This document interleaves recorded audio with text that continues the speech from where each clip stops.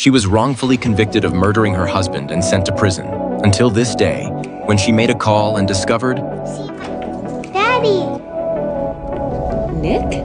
her husband wasn't dead after all. He was with her best friend. Nick swiftly ripped out the phone cord. Libby kept dialing, but the line was dead. Libby was stunned. Suddenly it dawned on her. Had her husband faked his death? Had he orchestrated this scheme to frame her, send her to prison, and collect the massive insurance payout, then live with her best friend? Proving her innocence from prison was nearly impossible. Her only recourse was the insurance company, but they refused to believe her. Her lawyer cellmate warned her. Overturning a conviction from prison would take years and had a 95% failure rate, so she advised Libby to accept reality. After release, find her husband and kill him. Legally, one crime couldn't be tried twice. Once she ended his life, the law couldn't convict her for it again. Libby took the advice and began daily workouts. While others chatted, she strengthened her core. While others rested, she ran in the rain. The prospect of seeing her son again fueled her drive. Before she knew it, 6 years had passed. Cellmates celebrated her 8-year-old son's birthday.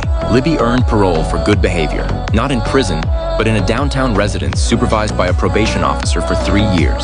Yet strict rules applied. No fights, no altercations, and mandatory return by 8:30 p.m. Breach any term, and the officer would send her back.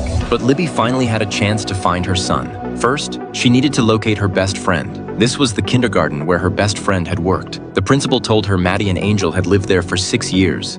If Libby appeared now, it would only disrupt his life, so she refused to give Angel's address. That night, Libby took advantage of the darkness. She smashed the glass with an elbow. Meanwhile, the parole officer noticed Libby hadn't returned. He had long suspected Libby would seek out her son.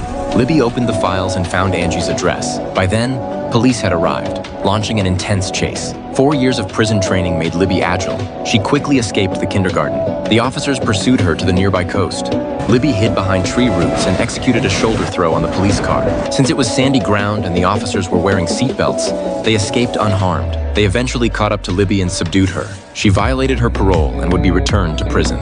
The journey back required a ferry. Throughout the trip, Libby insisted on her innocence. But how could the parole officer possibly believe her? He handcuffed Libby to the door handle and went upstairs to drink coffee. Libby devised an escape plan. Noticing the officer hadn't taken the keys and glancing at the hose, she started the car and began maneuvering. After repeated collisions, the red vehicle plunged into the water. The officer spotted her, but the door handle proved remarkably sturdy.